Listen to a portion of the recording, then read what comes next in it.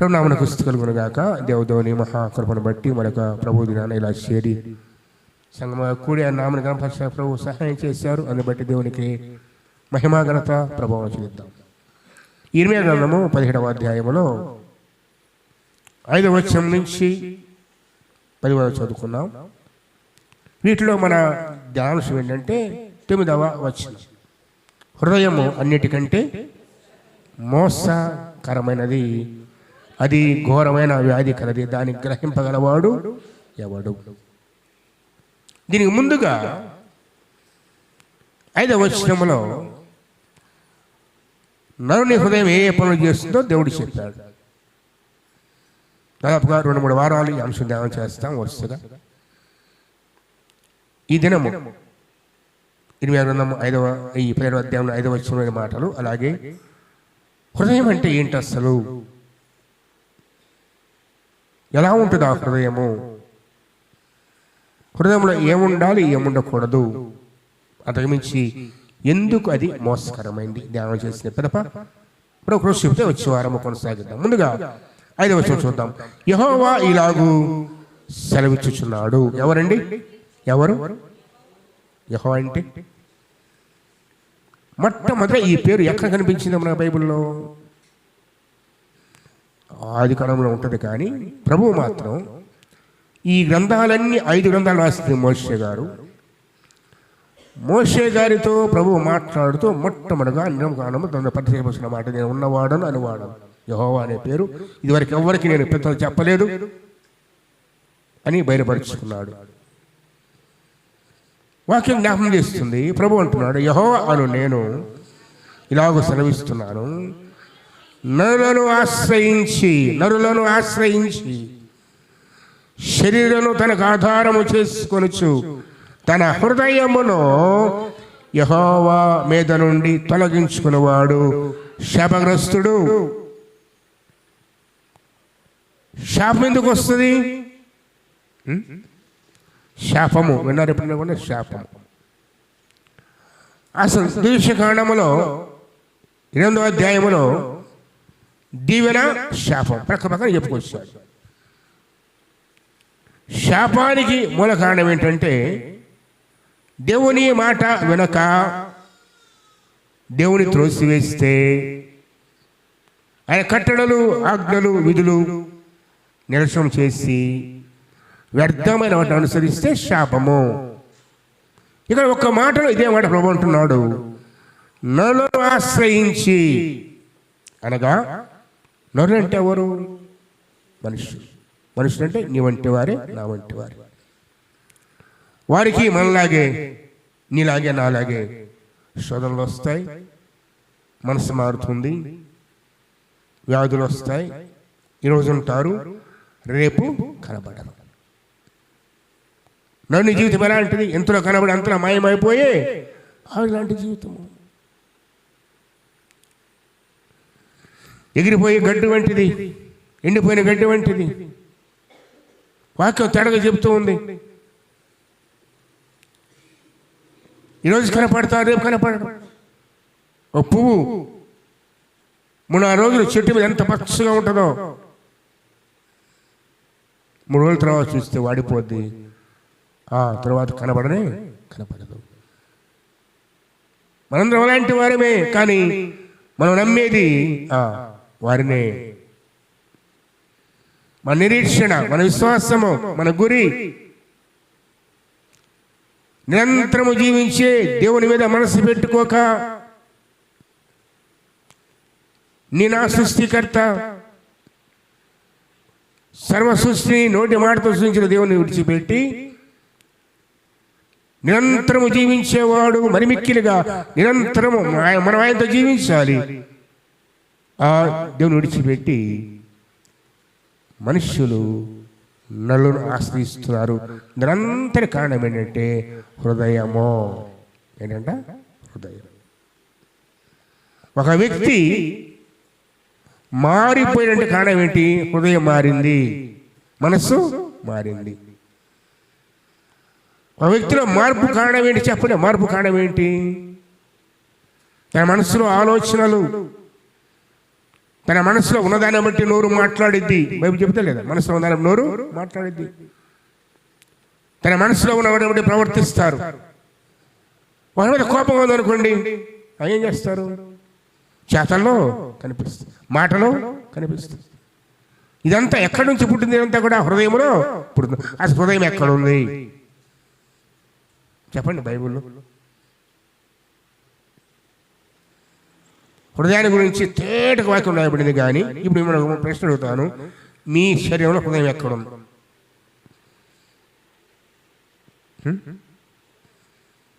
Heart బొమ్మ వేసి, బాణం వేసి, పగలగొట్టి ఉంటుందా లోపల? అట్లాంటిది ఉండదు. వాస్తవానికి గుండె, అది గుండె కాదు, అది హృదయం. గుండె కూడా కాదు. గుండె పని ఏంది? మోటార్ అంతే. రక్తం 1,00,000 లీటర్ల రోజు పంపడమే మోటార్ అంతే, అది ఇంకేం లేదు.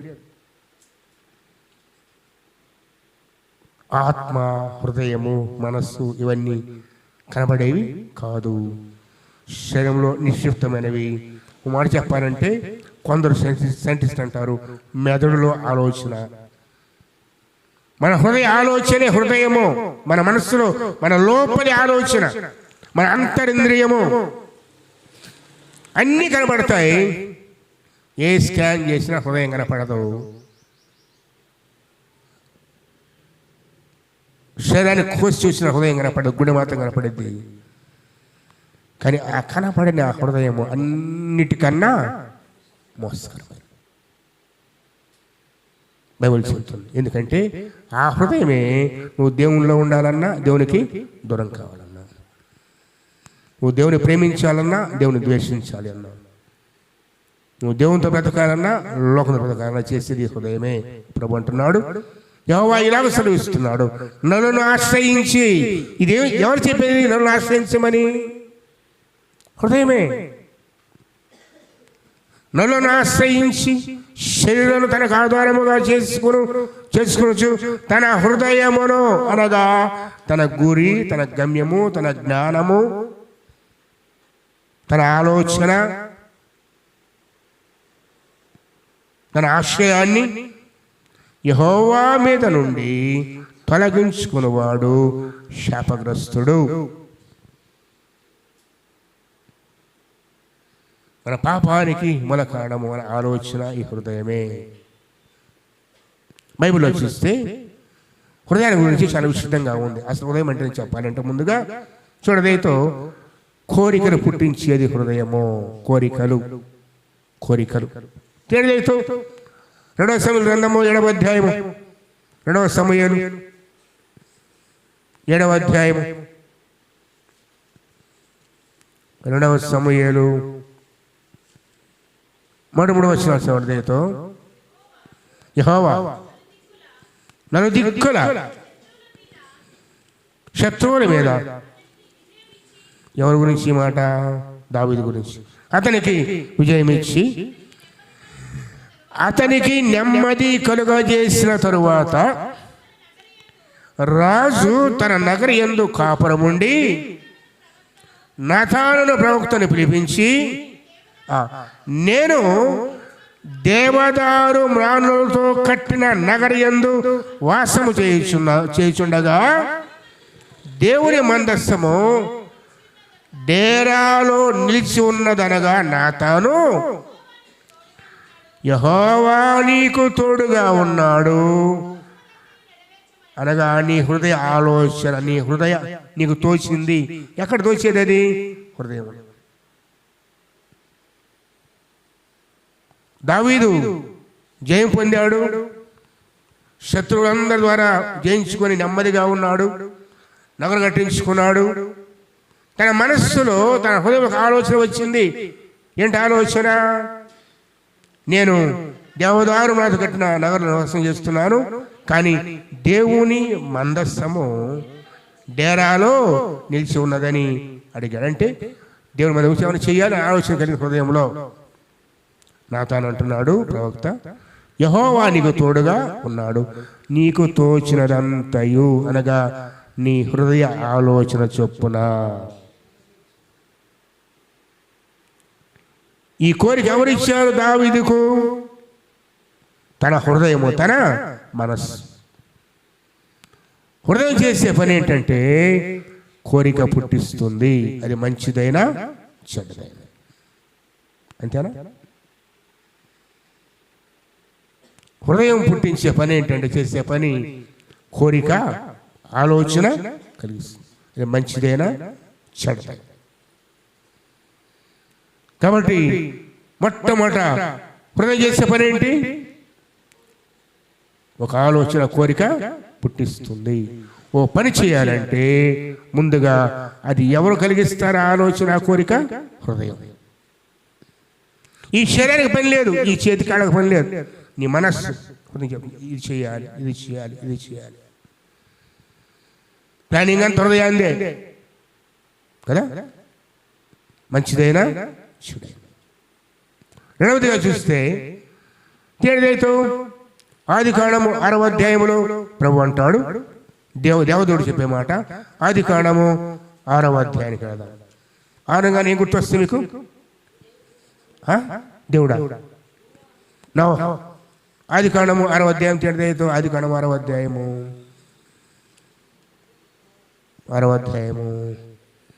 3వ వచనం. అప్పుడు యెహోవా, నా ఆత్మ నరులతో ఎల్లప్పుడూ వాదించదు, వారు తమ అక్రమ విషయములో నరమాత్రులై ఉన్నారు. అయినను 5వ వచనము, నరుల చెడుతనము భూమి మీద గొప్పదనియు తలంపు వారి హృదయము యొక్క తలంపులలోని ఊహ అంతయు కేవలము, ఎల్లప్పుడూ కేవలము చెడ్డది. ఏం చూశాడు దేవుడు? మన ఆలోచనలు, మన ఊహ, మన తలంపులన్నీ ఏంటంటే అవన్నీ కూడా ఎల్లప్పుడూ చెడ్డవి.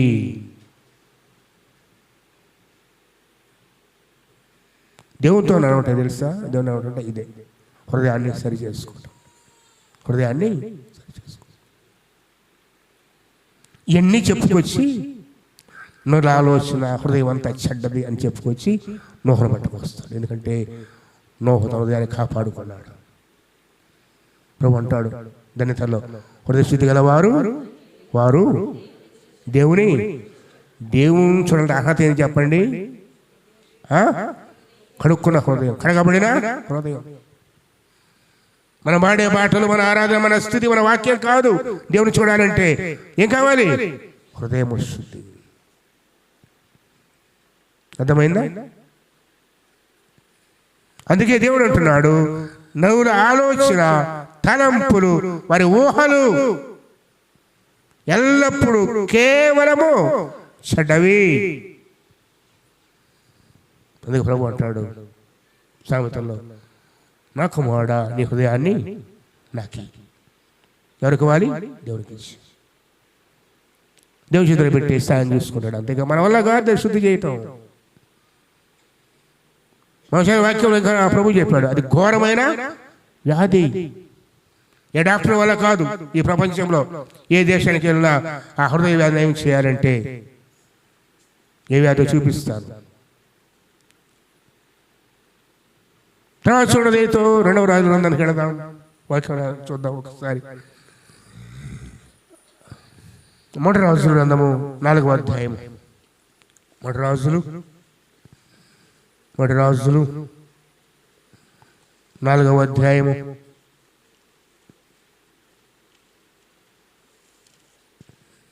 29. దేవుడు జ్ఞానమును బుద్ధిని వర్ణింప శక్యము కాని వివేచగల మనసు హృదయమును సొలొమోనుకు దయచేసాను. ఎవరిచ్చారు ఇది? మానవుల ఆలోచన హృదయం ఎలాంటిదంట? చెడ్డది. హృదయాన్ని దేవునికి ఇస్తే దేవుడు ఏం చేస్తాడు? ఆ హృదయాన్ని, నూతన హృదయాన్ని సొలొమోనుకి ఇచ్చాడు. లేదా?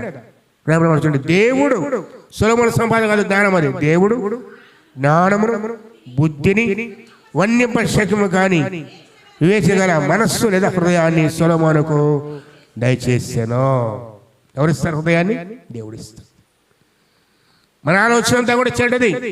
లేచినప్పటి నుంచి ఏం కిడు చేయాలి, ఏం పని చేయాలి, ఏ తలపులు అన్నీ చెడ్డవే. కానీ హృదయాన్ని దేవునికి ఇస్తే దేవుడు ఈ నూతన సొలొమోను ఇచ్చిన హృదయం మనకి ఇచ్చిపోతున్నాడు. దేవుడు కూడా హృదయంలో చెడుతనమే కాదు, దేవుడు ఆ చెడుతనాన్ని తీసివేసి ఇదిగో జ్ఞానాన్ని, బుద్ధిని, వివేచనను ఇచ్చే దేవుడు. ఇప్పుడు చూడండి హృదయంలో ఏముందో. శరీరంలో ఏమైనా బాగలేదనుకోండి, ఎన్ని స్కాన్లు ఉన్నాయో, ఎక్స్రే కాలం మొదలుపెట్టి, ఒకప్పుడు ఎక్స్రే అంటే అబ్బో అనుకునేవాళ్ళు కదా. ఎక్స్రే నుంచి మొదలుపెట్టి మామూలు స్కాన్లు వచ్చాయి, సిటీ వచ్చింది, ఎంఆర్ఐలు వచ్చాయి. ఇంకా అడ్వాన్స్కి వెళ్తే స్ట్రోక్ ఎప్పుడు వచ్చి కూడా చెప్తున్నారు. కానీ ఏ యంత్రము కూడా, మానవ నిమిత్తమైన ఎవరు కూడా, ఏ వ్యక్తి కూడా హృదయాన్ని చూడలేడు. మనం జబ్బు వచ్చింది, డాక్టర్ గారికి వెళ్ళాలి, వెళ్ళాం. ఫస్ట్ ఆయన చూసి ముందు టెస్టులు రాస్తాడు, బ్లడ్ కానీ, ఎక్స్రే కానీ, స్కాన్. ఎందుకని చూడటానికి తెలీదు, లోపల ఉంది కదా. కానీ హృదయాన్ని చూడటానికి ఏ పరీక్షలు లేవు. దేవుడు ఒక్కడే హృదయానికి సరిగిన దేవుడు, హృదయాన్ని చూసే దేవుడు. మా ప్రక్కన వాళ్ళ వైపు చూడండి, హృదయం కనపడేదేమో, కనపడదు. ఎప్పుడు నీతో నాతో ఉండే మన బిడ్డల హృదయాన్ని చూడండి, కనపడిద్దేమో. వాళ్ళ ఆలోచన నీకు అర్థమైందా? తెలీదు. మనతోనే ప్రయాణం చేసే వాళ్ళు ఉంటారు, మనతోనే బ్రతికే వాళ్ళు ఉంటారు. వాళ్ళ పని చేసిన దాకా ఆలోచన మనకు తెలియదు. అంత లోతైనవి హృదయము, ఎవరికి కనపడదు. కానీ అది మాత్రం దేవుని దగ్గర దాచలేము. హృదయం దేవుని దగ్గర దాచలేము. మన దేవునికి ఒక పేరు ఉంది. ఏంటి తెలుసా పేరు? హృదయ రహస్యాల దగ్గర దేవుడు, అంతర్దేవుని పరిశోధించే దేవుడు. అందుకే దావీదు అంటాడు తెలుసా, దేవా అంతర్దేవుని పరిశోధించి చూడు, నీకు ఆయాస్కర మార్గం ఉందో నాలో ఉందేమో నువ్వు చూడు. నువ్వే చూసేవాడు. ఎవడో కీర్తన దావీదు ప్రార్థన కదా. దావీదు ప్రార్థన 51 139 139 51లో కూడా పశ్చాత్తాప కీర్తన ఉంటుంది. అలా 139, దేవా నన్ను పరిశోధించి ఏం తెలుసుకోవాలి? నా రోగం కాదు మన ప్రార్థన. ప్రభువా ఒక్కసారి నన్ను చూచి నన్ను బాగు చేయి అంటావు మనం కదా. దావీదు అంటాడు, అయ్యా ఈ రోగం కాదు, ఒకడ పోతే మటు ఇంకోటి వస్తే, లేదా ఏదో నీ దగ్గర రావాలి నేను. అందుకే దేవా నన్ను పరీక్షించి నా హృదయమును తెలుసుకొనము, నన్ను పరీక్షించి నా ఆలోచన తెలుసుకొనము, ఆయాసకరమైన మార్గం ఉందేమో చూడము, నిత్య మార్గమును నడిపించు. ఇది కదా విశ్వాసి ప్రార్థన. ఎప్పుడైనా ఇలాంటి ప్రార్థన చేయగలమంటే భయం మనకు. ఎందుకంటే దేవుడు చూచాడు అనుకోండి, నెట్ అవతల పడేస్తాడు కదా. ఒక వ్యక్తికి తపస్సు చేశాడు అయ్యగారు. మామూలుగా తపస్సు ఎందుకు చేస్తారు? ఆరోగ్యం కావాలా, ధనం కావాలి, రాజ్యం కావాలి, దీర్ఘాయుష్యం చేసి అయ్యగారు ఏం చేశారంటే తపస్సు చేసి దేవుడు ప్రత్యక్షమైతే, దేవా భక్తుడా ఏమి నీ కోరిక అంటే, అయ్యా ఏటి వాళ్ళ మనసులో ఏముందో నేను చూడాలని కోరిక కోరుకున్నాడంట. ఏటి వాళ్ళ మనసులో ఏముందో నాకు తెలియాలి అని. వద్దయా నువ్వు బ్రతకలేవు, ఈ వరం నీకు వచ్చిందని నువ్వు బ్రతకలేవు ఇక్కడ అంటే, బలివాడ ఒక్కసారి తెలుసుకోవాలి, ఎవరు నాకు వచ్చి ఎవరనుకుంటున్నారో తెలుసుకోవాలని చెప్తే, సరిపోయి ఇచ్చాను పో అన్నాడు. ఎవరు తెలియదు. ఇంటికి పోగానే భార్య వచ్చా సచ్చాడు అనుకున్నాను అంట మనసులో. ఎడబడిన రోజులు ఇప్పుడు మళ్ళీ వచ్చాడు అన్నట్టుగా మాట్లాడింది. ఇది ఎవరు తెలుస్తుంది? ఇప్పుడు అయ్యగారికి తెలుస్తుంది. అరే ఇంత ప్రేమ మాట్లాడే భార్య మనసులో ఎంత కోపం ఉందో నా మీద.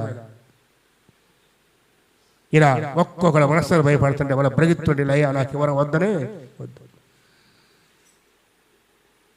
నిజం కదా. మనతో ఉండేవారే మన గురించి ఏం ఆలోచిస్తారు నీకు నాకు తెలియదు, కానీ తెలిస్తే బ్రతకలేం. వాస్తవం కదా, తెలిస్తే బ్రతకలేం. కానీ ఎవరికి తెలుస్తుంది?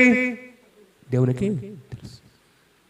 దావీదు అంటున్నాడు, దేవా నన్ను పరిశోధించి నన్ను పరీక్షించి నా హృదయాన్ని తెలుసుకో. ఎందుకంటే నీకు వ్యాధి ఉంది, ఘోరమైన వ్యాధి ఉంది ప్రభు, అది నా మాట వినదు, నీకు లోబడదు, అతిక్రమము నిండి ఉంది, క్రోధము పాపము ద్వేషం నిండు ప్రభు, దాన్ని శుద్ధి చేయి, నువ్వు తెలుసుకో, నన్ను సరిచేయి దేవా. నేను శుద్ధ హృదయము కలుగు చేసి ప్రార్థన చేస్తా, శుద్ధ హృదయము. అందుకే జ్ఞానం ఉంటుంది, దేవుడు కనికరించి వివేచన ఉంటుంది. అదే హృదయము దేవుడు లేకపోతే బహుఘోరమైనదిగా ఉంటుంది. ఇంకో మాట చెప్పి ముందుకెళ్తాను. చూడండి, వాక్యంలో చూస్తే ఒక్కసారి సామెతల గ్రంథం 14:10, సామెతలు 14:10 ఏంటి? సామెతలు 14:10లో ఎంత చక్కని మాట అంటే జ్ఞాని, ఒకని ఎవని దుఃఖము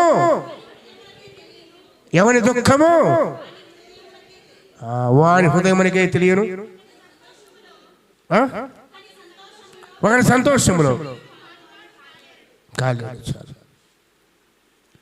ఒకని దుఃఖము మన హృదయానికే, దుఃఖం మనకే తెలుస్తుంది. పైకి నవ్వుతూ ఉంటారు కదా, పైకి నవ్వుతూ ఉంటారు, కానీ లోన ఉండే ఆ దుఃఖము ఎవరికి కనబడదు. కానీ నువ్వు సంఖ్య చెప్పమంటారా? 15:10 ఎంత చక్కని మాట అంటే, మార్గము విడిచిన వారికి కఠిన శిక్ష కలుగును, గద్దెపు దేశించేవాడు మడవనొందుదురు, పాతాళమును అగాధ కోపమును యెహోవాకు కనబడుచున్నవి, నరుల హృదయములు మరి తేటగా. ఎవరికి కనబడేది? దేవునికి. అర్థమైందా? నరుల హృదయము మరి తేటగా ఎవరికి కనపడేది? దేవుడు. అనుకుంటాం నా ఆలోచన, నా ఉద్దేశాలు నరమాత్రునికి తెలియదు. ప్రభు అంటాడు, తలంపు పుట్టక మునిపే మీ ఆలోచన నాకు తెలుసు. దాచలేం దేవుని కాడ, దాచలేం. అందుకే హృదయశుద్ధి గలవారే దేవుని చూస్తారు. హృదయశుద్ధి గలవారే. నోహు గురించి మాట్లాడు చూసారా? చక్కని మాట. దేవుడు నన్ను చూసినప్పుడు అది చెడిపోయిందంటూ నోహును చూసి నీతివంతుడుగా. నోహును ఏం చూశాడు? పైవేషమా, రూపమా? ఏం చూశాడు దేవుడు? హృదయాన్ని. మనుషులు పై రూపాన్ని చూస్తారు. నువ్వే బట్టలు వేసుకున్నావు కదా, ఏ చెప్పులు వేసుకున్నావు, ఏ గాజులు వేసుకున్నావు, పొంగన పెట్టుకున్నావా లేదా, నేను చూసి నీ స్థితి లెక్కేస్తాను, నువ్వు ఎంత దేవుడు అలా కాదు. ఏం పర్లేదు ఆయనకి. ఎందుకంటే ఆయన చేసినప్పుడు ఈ బట్టలు ఉన్నాయమ్మా, ఉంగరాలు బట్టలు ఉన్నాయా? ఆయన చేసినప్పుడు ఏ నిర్మాణంలో ఏమున్నాయి? నెమ్మది, సమాధానం, సంతోషం, దేవుడితో సహవాసం. ఎప్పుడైతే ఆజ్ఞ విడిచి ఆజ్ఞ అతిక్రమించి దేవుడు దూరం అయ్యాడు, లోకాన్ని ప్రేమించడం మొదలుపెట్టాడు. లోకంలోనంతా కూడా మళ్ళీ అవన్నీ వదిలిపెట్టాలి, దిగంబరిగా ప్రభు కాడికి పోవాలి. కాబట్టి ఇవే పట్టించుకోడు ఆయన. ఆయన కావాల్సిందల్లా నీ హృదయం సరిగా ఉందా లేదా, నీ హృదయం నా హృదయం సరిగా ఉందా లేదా. అందుకు హృదయానికి బైబిల్ అంత శ్రేష్టమైన భాగ్యాన్ని ఇచ్చాడు. ఒకసారి మనుషుల గ్రంథము చూసాం కదా, నిర్మకాండం 14 చూద్దాం. ఈ హృదయం విరోధంగా కూడా మాట్లాడే దేవుడికి. నిర్మకాండం 14 చూడదు. నిర్మకాండం 14:5 ప్రజలు పారిపోయినట్లు ఐగుప్తు రాజు తెలిసినప్పుడు ఫరో హృదయమును అతని సేవకుల హృదయమును. విరోధం ఎక్కడ పుట్టి చెప్పండి? హృదయములో కదా. అంతకుముందే ఐగుప్తులో సేవలు ఇల్లు లేదు, పొండి పొండి పొండి పడింది దైవం వాళ్ళకి. ఇప్పుడు ఏమొచ్చింది? వాడి మీద కోపం, విరోధం. మరో హృదయమును ఐగుప్తులందరి హృదయాలు విరోధంగా తయారు తెరవటం మొదలుపెట్టారు. యెషయా 30:29, యెషయా 30:29 గబో ముగిస్తా. 30:29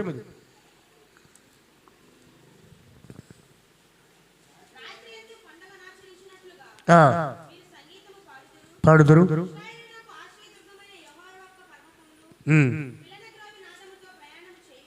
చేయవారికి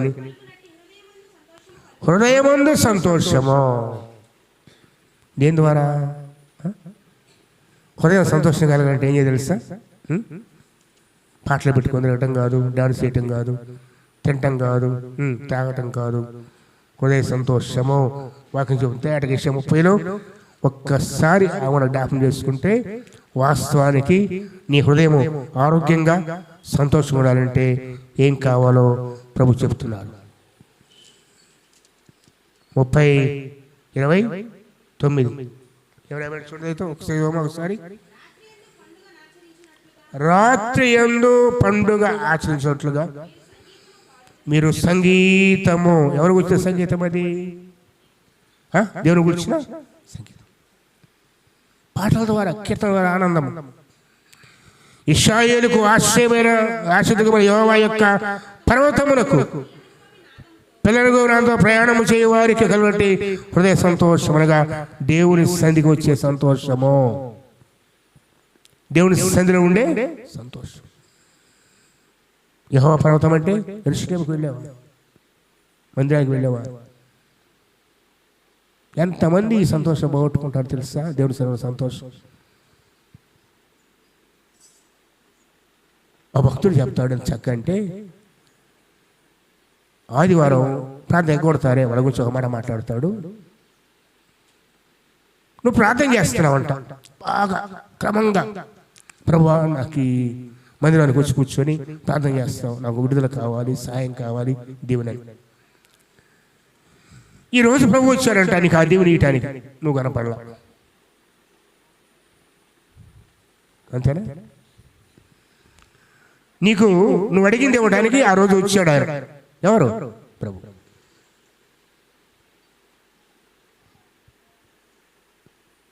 ముందు గొడవ కనుక్కోబాక, నిజం అవట్లేదు. గొడవ అనుకుంటే ఇక హృదయం మోసకరమైంది కదా, నెమ్మది కడిపోతా పడుతుంది. నిద్రపోవాలి, గొడవ కనుక్కోవాలి. ఎవరు వచ్చారు? ఏం తెచ్చాడు? నువ్వు అడిగింది తెచ్చాడు. మరి ఇవ్వాలంటే, డెలివరీ ఇవ్వాలంటే ఉండాలి కాడ. నువ్వు ఎక్కడున్నావు? అందుకే ఆశీర్వాదాలు పోగొట్టుకుంటావు, దేవుడి సన్నిధి దూరం అయితే. వాస్తవం అది, వాస్తవం అది. దేవుని మందిరంలో సంతోషము, దేవుని పాటల్లో సంతోషం, వాక్యములో సంతోషము, నెమ్మది. నీ వాక్యము నాకు నన్ను బ్రతికించిన నా బాధలో నెమ్మది కలుగు చేస్తాను. నీ కట్టడలు కీర్తన పాటని హేతువులయ్యాయి. నడుపుతో కీర్తన అంతా కూడా అదే. కాబట్టి ఇవన్నీ ఎక్కడ ఉంటాయి? దుఃఖమైన, సంతోషమైన, విరోధమైన, దుర్మార్గతైన, జ్ఞానమైన అన్నీ ఉండే చోటేది హృదయము. అయితే ఇంకోటి గుర్తుపెట్టుకో, అన్ని కలిసి ఉండవు, ఏదో ఒకటే ఉండాలి. అర్థమైనా? ఇది ఫ్రూట్ సలాడ్ లాగా. ఏమిటి? పుచ్చకాయలు, మామిడికాయలు, దోసకాయలు మొత్తం కలపడానికి కుదరదు, ఏదో ఒకటే ఉండాలి. ప్రేమ ఉంటే ద్వేషం ఉండదు, ద్వేషం ఉంటే ప్రేమ ఉండదు. వెలుగు చీడ కలిసి ఉంటాయా? ప్రభు చెప్పినట్టే కదా. అలాగే విరోధం ఉంటే దయ ఉండదు అక్కడ. ఇప్పుడు ఎప్పుడు మాట్లాడట్లేదు, ఒకటే ఉండేది. కోరికలు, తలంపులు, ఊహలు, జ్ఞానము, బాధ, సంతోషం, దుఃఖం, ఇవన్నీ కూడా ఒకటే. దుఃఖం ఉన్నప్పుడు మళ్ళీ సంతోషం వస్తే రాదు కదా, సంతోషం ఉన్నప్పుడు దుఃఖం వస్తా రాదు కదా, ఇది ఒకటే. మరి ఇప్పుడు ఈరోజు మన హృదయం ఎలా ఉంది? మన హృదయంలో ఏముంది పరిశీలించుకో. నీ కనపడింది హృదయం, పక్కన తెలియదు కానీ తెలుసా, ఒక్కసారి నీలో హృదయం తొంగి చూసుకోవాలి, నీ మనస్సులోకి, నీ హృదయంలోకి. నేను సంతోషంగా ఉన్నానా లేదా, ఇదిగో ఈ పని నాకు సంతోషిస్తుందా లేదా. నీలో చూసుకుంటే నీ మనస్సాక్షి వాతవేయబడకపోతే, మన మనస్సాక్షి సరిగా ఉంటే, అంటే మోసపుచ్చుకోకుండా దుఃఖంలో ఉన్నానే బాగానే ఉన్నాను అనుకోకుండా సరిగా జడ్జ్ చేయగలిగితే హృదయ పరీక్షించుకో. హృదయ పరీక్ష దేవుని ముందు పెట్టిన హృదయాన్ని, ప్రభువా ఒక్కసారి నా హృదయాన్ని చూడు ప్రభువా, నా హృదయంలో ఏముందో నాకు తెలియజేయండి. కొంతమంది అంటాం నాకే అర్థం కాలేదు అంటారు కొంతమంది కదా, అవునా? కొంతమంది అంటారు నేను ఎక్కడున్నానో ఏం చేస్తున్నానో నాకే అర్థం కావట్లేదు. కారణం ఏంటి? ఇవన్నీ కలిసిపోయాయి లోపల. దేవుడు దూరమైపోయావు, దేవుడు ఇచ్చిపెట్టావు, నువ్వు ఆశ్రయించావు, దేవుడు ప్రేమించకుండా వ్యర్థం వాటిని ప్రేమిస్తున్నావు, లోకాన్ని లోకాశలు. దేవునికి స్థానం ఇవ్వకుండా వ్యర్థం వాటికి స్థానం ఇస్తున్నావు, నీకు నిలబడుస్తున్నావు దేవునికి. కాబట్టి నువ్వెలా ఉన్నావు నీకు అర్థం కావట్లేదు. ఒక్కసారి సృష్టికర్త దగ్గరికి రా, నీ ప్రభు దగ్గరికి. ఆయన ఒక్కడే సరిచేసేవాడు, ఆయన ఒక్కడే నెమ్మది ఇచ్చేవాడు. ఆ ఘోరమైన వ్యాధిని బాగు చేసేవాడు ఆయన ఒక్కడే, ఇంకెవ్వరి వల్ల కాదు. ఇలాంటి హృదయములో ప్రభు చెప్తున్నాడు 9వ వచనం, మన మూల వాక్యం చూడలేదు, 20 గ్రంథము 17:9. హృదయము అన్నిటికంటే మోసకరమైనది. మనం అంటే చూసాడా వీడు మోసగాడు, ఎట్లా వస్తే పేరు తెలుసా? హృదయం చేసే పని అన్నమాట. మోసగాడు మన చేయదు మోసం. ఏం చేస్తే మన హృదయం, మన కాళ్ళు చేయవు మోసం. ఈ కాళ్ళకు చెప్పేది ఎవరు? మనస్సు, మన తలంపులు. అందుకే హృదయం అన్నిటికంటే మోసకరమైంది, అది ఘోరమైన. అంటే ఇక ఈ ప్రపంచంలో మనం అనుకునే వ్యాధుల కన్నా భయంకరమైన వ్యాధి ఉంది. దేనికి? అది కనపట్ల మనకి.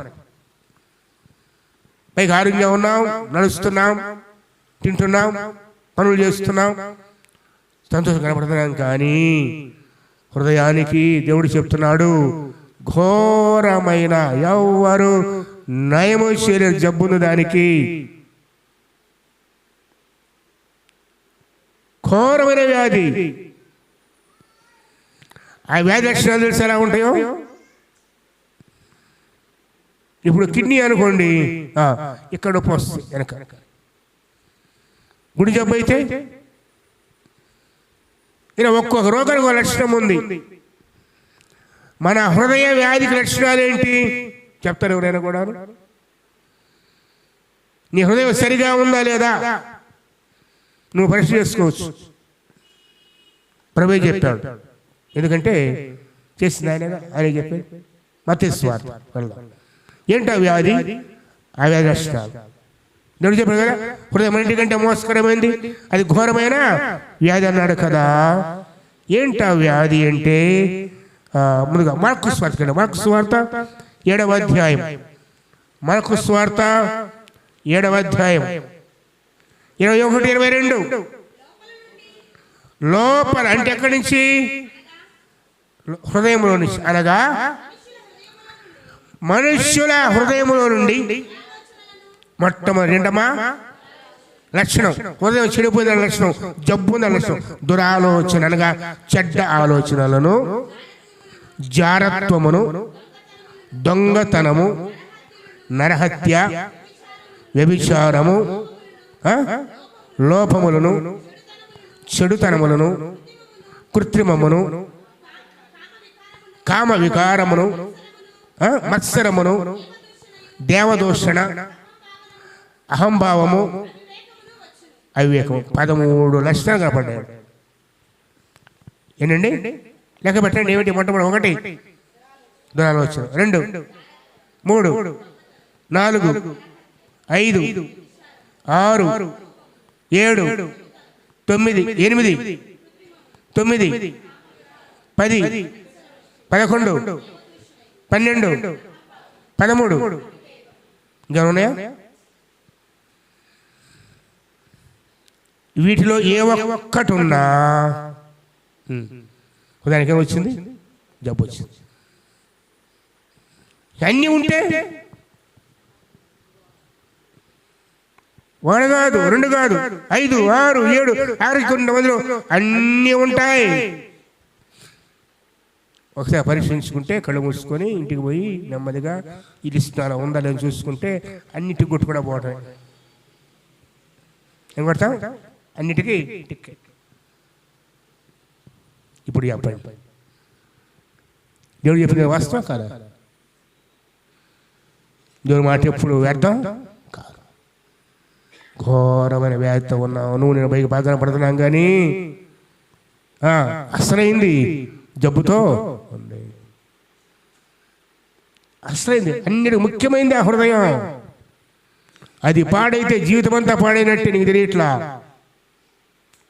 అది పాడైందంటేగా కుళ్ళు, ద్వేషము అన్ని అందులోనే ఉంటాయి. కుళ్ళిపోతు లోపల అవయవాలతో సహా అవి తీసి బయటపడేయాలి ముందుగా. వాటిని ఆపరేట్ తీసేయాలి. వాటిని ఇంకా అవి పనికిరావు. అవి తీయాలంటే అవ్వడం వల్ల కాదు, ఏ డాక్టర్ వల్ల కాదు, ఏ హాస్పిటల్ వల్ల కాదు. ఆయన పాద చెంత కూర్చోవటమే.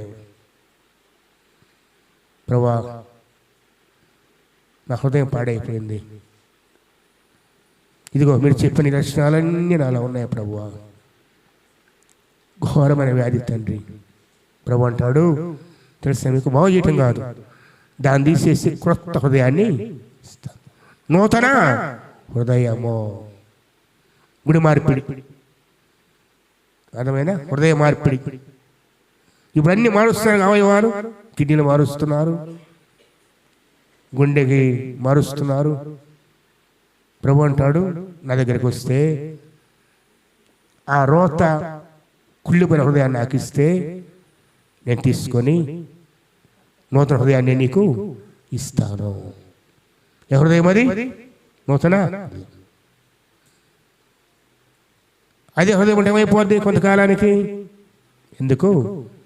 పనికిరాము. అంతకు మించి దేవుడు చేదిలేస్తాడు. ఇక్కడ కాదు, నిత్యత్వంలో కూడా హృదయ శుద్ధి లేకపోతే, నూతన హృదయం లేకపోతే నీకు నాకు నిత్యత్వంలో చోటు లేదు. అదే ప్రభు అంటాడే, ప్రభువా ప్రభు అనిపించాడు పరలోక రాజ్యంలో రక్షింపడు కానీ పరలోకమందున్న నా తండ్రి చిత్త ప్రకారం. ఏంటి అతని చిత్తం? ఏంటి?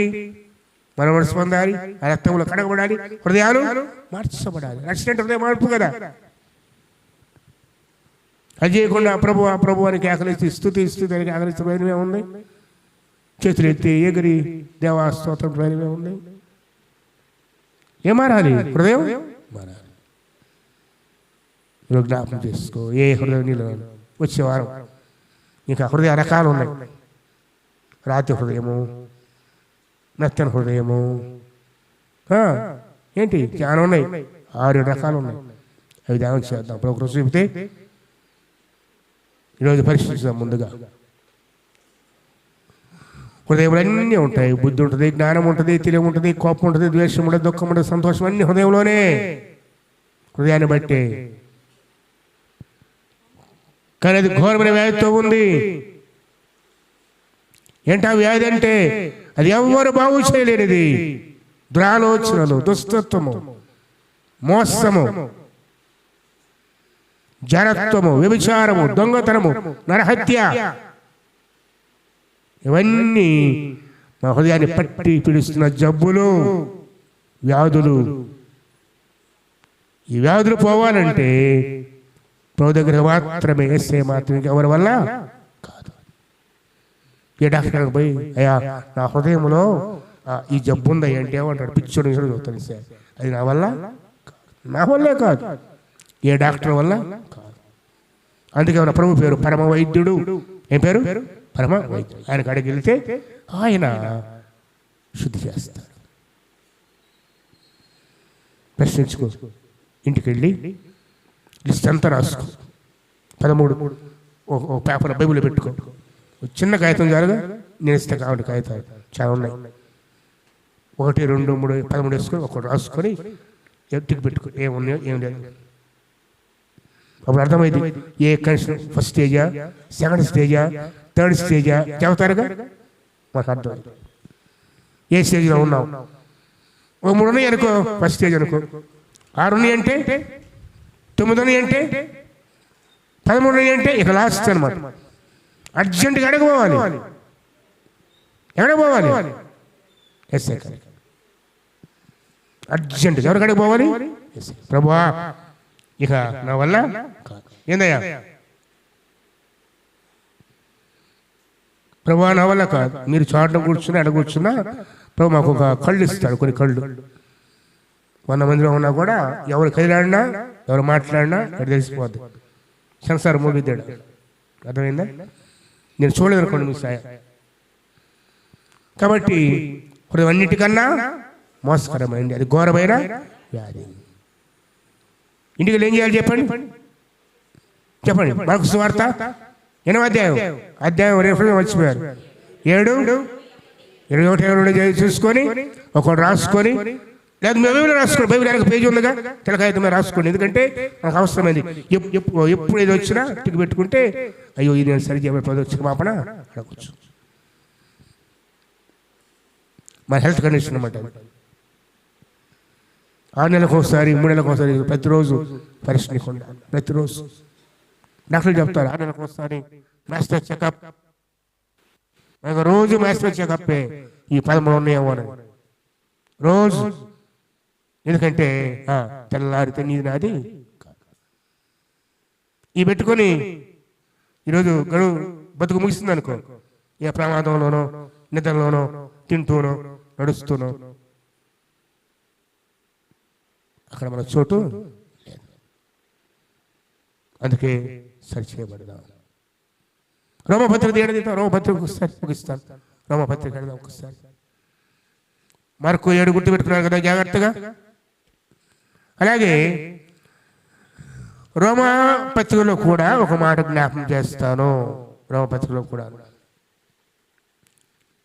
ఎంత శ్రేష్టమైన మాట అంటే ఈ హృదయాన్ని గురించి 7వ అధ్యాయం రోమా 7లో 7, 8 కూడా హృదయ శరీర మనసు ఆత్మ మనసు ఇలా చెప్పుకుంటూ వస్తాడు. ఇక 7వ అధ్యాయంలో ఒక మాట జ్ఞాపకం చేస్తాను. ఎందుకంటే ఈరోజు మనం ఇది గుర్తు చేసుకోవాలి ఈ అంశం మీద. 7వ అధ్యాయం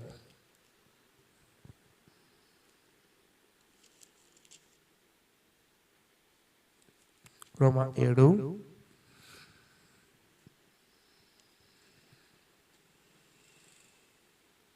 18 నాయందు అనగా నా శరీరమందు మంచిది ఏదియో నివసింపదని నేను ఎరుగుదును,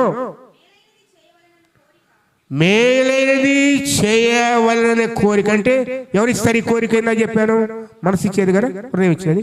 కోరిక నాకు కలుగుతుంది కానీ దాన్ని చేయుట నాకు ఎందుకు అనిపిస్తుంది. అయ్యో మనం ఇలా ఉండకూడదే, నా బతుకు మార్చుకోవాలి, మంచి చేయాలి. కానీ వాస్తవానికి వచ్చేసరికి చేయలేక పోతుంది. ఎందుకంటే 19 చూడండి, నేను చేయగోరు మేలు చేయక చేయగోరని కీడు చేయుచున్నాను, నేను కోరని దాన్ని చేసిన దాన్ని చేయనది నా యందు నివసించు పాపమే గాని ఇక నేను ఏమందంటే హృదయంలో పాపము, హృదయంలో పాపం. కిందగాడు అంటాడు, నా హృదయములో నేను పాపమును లక్ష్యము చేసిన ఎడల యెహోవా పురి చేయండి. యెహోవా ఎవరు చెప్పారు? నా మనవి ప్రార్థన కూడా పోతే దేవుని కాడికి ఏముంటే హృదయంలో పాప లక్ష్యం చేస్తే ఉండటం కూడా కాదు, పాప లక్ష్యం చేస్తే. అందుకంటాడు 8:8 చక్కని మాట. 8:8 కాగా శరీర స్వభావం గలవారు దేవుని సంతోషపరచలేరు. దేవునిని సంతోషపరచలేరు. కాబట్టి ఎందుకు దేవుడు సంతోషపెట్టలేకపోతున్నావంటే నీ హృదయంలో హృదయం శరీరానుసారమైంది. ఏం తినాలా, ఏం త్రాగాలా, ఏం కట్టుకోవాలా, ఎలా బ్రతకాలా, ఇది తప్పితే నీ ఆత్మ యుగాలు దేవుడు సృజించే ఆత్మ మొన్నైనది ఇది మర్చిపోతున్నావు అమ్మా. శరీరం ఎక్కడ పోయి చెప్పండి. చనిపోయిన తర్వాత మొదటి పత్రిక 15వ అధ్యాయం ముగిస్తాను. ఒక మర్మం చెప్పి ముగిస్తాను. బైబిల్ రాబడి మర్మం ఇది. మర్మని ప్రభువే చెప్పాడు, పౌలు గారు చెప్పారు. మొదటి పత్రిక 15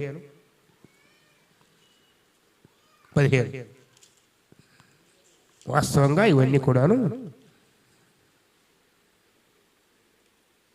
జ్ఞాపకాలు చెప్పాల్సిన మాట, కానీ ఈరోజు చెప్పాల్సి వచ్చింది. 51 ఇదిగో మీకు ఒక మర్మము తెలుపుచున్నాను, మనమందరము నిద్రించము గాని నిమిషమున రెప్పపాటున కడబోర మ్రోగగానే మనమందరము మార్పు ఏంట మార్పు? దేవతలకు మాట్లాడుకుంటున్నావా? ఈ శరీరం మారిపోతుంది. మనం పోషిస్తాం కదా, అవి రాసి ఇవి రాసి, అవి గట్టి అవి దొడిగి ఇది పనికిరాదు అక్కడ. చూడండి 50 సహోదరులారా, నేను చెప్పినది ఏమనగా రక్త మాంసములు దేవుని రాజ్యమును. రక్త మాంసం అంటే ఏంటి? ఈ దేహము. పరలోకానికి బాగుంటే మార్పు చెందిన దేహం. ఈ మనిషిరా అక్కడ ఈ కాళ్ళు, ఈ చేతులు, ఈ కళ్ళు, ఈ నోరు, ఈ ముక్కు, ఈ జబ్బులతో ఇక్కడే పోతాయి, మట్టి అయిపోద్ది అంతే. మహిమదేహాలు యోగాలు జీవించాలంటే ఆ మహిమదేహం కావాలి. అక్షయమైన దేహం. రక్త మాంసములు దేవుని రాజ్యాన్ని ఇదిగో ఒక మనం తెలుపుతున్నాను. మనందరూ నిద్రించము కానీ విషయములో రెప్పపాటు అంటే కళ్ళు మూసి తెరిసే లోపుగా కడబోరం రోగానే మనమందరము మార్పు పొందుదాము. బోరములు అప్పుడు మృతులు అక్షయులుగా అంటే మహిమదేహాలతో లేపబడతారు. మనము కూడా మార్పు అందరం కలిసి ఎక్కడ నిలబడతాం? మధ్యాకాశములో. అందుకే ఈ శరీరము మేలేది ఉండదు కాబట్టి, మత్యమైంది కాబట్టి, క్షయమైంది కాబట్టి నువ్వెంత పోషించినా 60 ఏళ్ళు దాటితే అమృతపడిపోద్ది. నువ్వెంత తిండి పెట్టినా, ఎంత జాగ్రత్త చూసుకున్నా 70 ఏళ్ళు రాగానే ఏమైపోతుందని చెప్పిన ఒక్కసారి నీ ఎవరో కావాలి ఫోటో, ఇప్పుడు నీ ఫోటో పెట్టుకొని చూడవసారి. నీ చిన్నప్పుడు ఫోటో 3 సేలు చిన్నప్పుడుది, మంచి వయసులో ఉన్నప్పుడుది, ఇప్పుడు ఒక ఫోటో 3 వరుసలు పెట్టుకుంటే ఎంత మార్పు వచ్చినా అర్థమైపోతుంది. మనం ఒప్పుకోవాటిని ఒప్పుకో, నాకేమనుకుంటాం కదా, దవాయిస్తాం నాకేమంటాం. కానీ ఒక్కసారి చిన్నప్పుడుది, తర్వాత 20-25 ఏళ్ళ ఒకటి ఇప్పుడుది 3 వరుసలు పెడితే ఏముంది ఎట్లుంటాం అర్థమైంది. ఎందుకంటే ఇది క్షయమైన దేహం. అయితే ప్రభు అంటున్నాడు ఈ దేహాన్ని మహిమదేహంగా శ్రమల మార్పు. ఎవరికి ఆ మార్పు తెలుసా? హృదయమైన వాడకే. మన క్లాస్ ఉన్నాడు అందరూ కాదు అది. ఎవరైతే రక్షణ పొందారో, అందుకే క్రీస్తునందుండి మృతులైన వారు, క్రీస్తులో జీవిస్తున్నవారు వారు లేపబడతారు, వాళ్ళు మార్పు పొందుతారు, వాళ్ళు ఎత్తబడతారు. క్రీస్తు లేకపోతే, ప్రభువు లేకపోతే ఏంటి మన పరిస్థితి చెప్పండి? ప్రభువు లేకపోతే, హృదయంలో నిజమైన రక్షణ మన మనసు లేకపోతే, నమ్మకార్థంగా బ్రతుకుతూ ఉంటే లోకాన్ని మోసం చేయగలం, దేవుని మోసం. అందుకే జాగ్రత్త. ఆత్మీయ క్రమశిక్షణ కావాలి. ఆత్మీయ క్రమంగా వాక్యము, ప్రార్థన, సహవాసం. నా ఆశ ఏంటంటే ప్రతి సంఘంలో కూడా, మన సంఘమే కాదు, ప్రసంగంలో కూడా ప్రతి బుధవారం ఎంతమంది ఉండాలి, ప్రతి శుక్రవారం ఎంతమంది ఉండాలి. ఎందుకు? ఒక ఆదివారం కోసం నువ్వు బాప్తిసం పొందింది. బాప్తిసం తీసినప్పుడు ఏం చెప్పారు గుర్తుందా మీకు? గుర్తు చేయమంటారా? క్రమం తప్పకుండా ఆదివారం వల్ల ప్రార్థనకు నేను ఆదివారం చెప్పాను, ఎవరితో చెప్పించాను? ప్రతి ఆదివారం వస్తానా అని చెప్పించానా? లేదు. క్రమం తప్పకుండా దేవుని సన్నిధికి రావాలి, ప్రార్థన చేసుకోవాలి, వాక్యం చదువుకోవాలి. ఒక ఆదివారం నేను చెప్పలేదే, కొంచెం నాకు డౌట్ వస్తుంది. నేను ఆదివారం చెప్పించిన వీళ్ళతో నేను ఉన్నా, అందుకే నేను ఆదివారం వస్తానని వస్తుంది. సంఘం మనది, ప్రభువుది, ఆయన మనకిచ్చాడు శ్రేష్టమైన దీవెన సహవాసం, ఆయన శరీరం ఇది. మీకు సంగతి తెలుసా? అక్కడ వచ్చి ఎక్కడ వెనక్కి వచ్చి వెళ్ళిపోవడం కాదు. మనం వచ్చామో లేదో ప్రభువు చూస్తాడు. నువ్వు లేని లోటు సంఘానికి తెలియాలి, తెలుసా? సంఘం క్రీస్తు శరీరం. ఓ చేయబోయింది అనుకోండి, చూసేవాళ్ళు ఏమంటే చేయబోయింది ఏమైంది చేయి. నువ్వు లేనప్పుడు కూడా, నువ్వు రాకపోతే ఏమో అడిగే స్థితి రావాలి. వాళ్ళు కొంచెం కూర్చొని పాడబడి వెళ్ళిపోవడం కాదు కదా. అందుకాదు ప్రభువుని పిలిచింది. ప్రభు చూస్తున్నాడు, ఆయన చూచే దేవుడు. ఆయన నమ్మకంగా ఆయన పని చేయాలి. నమ్మకంగా నువ్వు జ్ఞాపకం చేసిన దయతో సేవకునిగా కన్నగా ఈరోజైనా హృదయాలు మార్చబడి ఈ ఘోరమైన వ్యాధితో హృదయాన్ని ఏసేకిచ్చి ఈరోజు ఇంకెక్కడ బాగుకాదు. ఎవరి వల్ల కూడా కాదు, ఏ దేవుడు దేవత వల్ల కూడా కాదు. ప్రభువే ప్రభువే ప్రభువే. ఆయన పాదాలు చెంత పెట్టు. ప్రభువా, 100% పాడైపోయిన జీవితం తండ్రి నాది. ఎవరు బాగు చేయలేరయ్యా, మీరు మాత్రమే సరిచేయండి. మీరే సరి చేసుకొని మీరే శుద్ధి చేసి, లేదు ఇక పనికిరాదంటే నూతన హృదయం ఇచ్చేసిన ఆయన నీకోసం వాడుకో అని ఆయనకు అప్పచేయటమే. మరి కొత్త రాగానే నిష్ఠ సాధడానికి కాదు, మార్పు చెందిన హృదయం, శుద్ధ హృదయం. ఇది ముందైనా నీ హృదయ స్థితి గుర్తెరిగి, మనందరి హృదయ స్థితి గుర్తెరిగి సరిచేయబడదాం. ప్రభు కాడికి వద్దాం.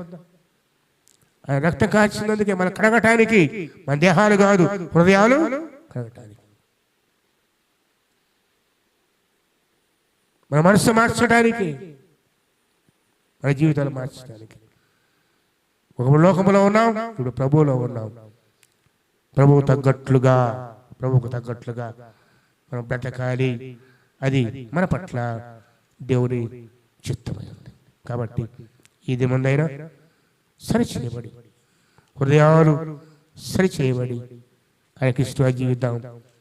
అట్టి కృప పరిశుద్ధాత్మ దేవుడు నీకు, నాకు, మనకందరికీ దయచేయనుగాక. ప్రభు చూపితే వచ్చే వారం హృదయాల కాలు, రాతి హృదయము, మెత్తన హృదయము, ఇలా బైబిల్ని బట్టి, వాక్యాన్ని బట్టి, నా సొంత మాటలు కాదమ్మా, ఒక హృదయ జ్ఞాపం చేస్తాను. ఎందుకంటే హృదయం అన్నిటికన్నా ముఖ్యమైనది మన జీవితాల్లో. మనకు కనబడదు కానీ గుండె కన్నా, ఊపిరితిత్తుల కన్నా, వీటన్నిటికన్నా ముఖ్యమైనది హృదయము. ఎందుకంటే ఆ హృదయమే నిన్ను దేవుడి దగ్గర చేసేది, దూరం చేసేది. కాబట్టి హృదయాలు సరిచేయబడి ఆశతో జీవిద్దాం. ప్రార్థన. తల వంచండి, మొదలుదాం. ప్రభువా, నా హృదయాన్ని నీ చేతిలో తీసుకుని ఆయన ఘోరమైన వ్యాధిని వాక్యం జ్ఞాపం చేస్తున్నాను. నేను విన్నాను, గ్రహించాను. ఇదిగో ఈ వ్యాధి లక్షణాలు నాకు కనబడుతున్నాయి. ప్రభువా, నన్ను సరిచేయండి, నన్ను కడగండి. ప్రభువా, ఈ కొత్త గుండె నాకు ఇచ్చేయండి తండ్రి. ఈ పనికిరాదిగా తండ్రి నన్ను క్షమించు అని పశ్చాత్తాపడి దేవునికి హృదయాలు అప్పగిద్దాం. ఒకరు ప్రార్థన చేయండి, దయతో ఒక ప్రార్థన చేయండి.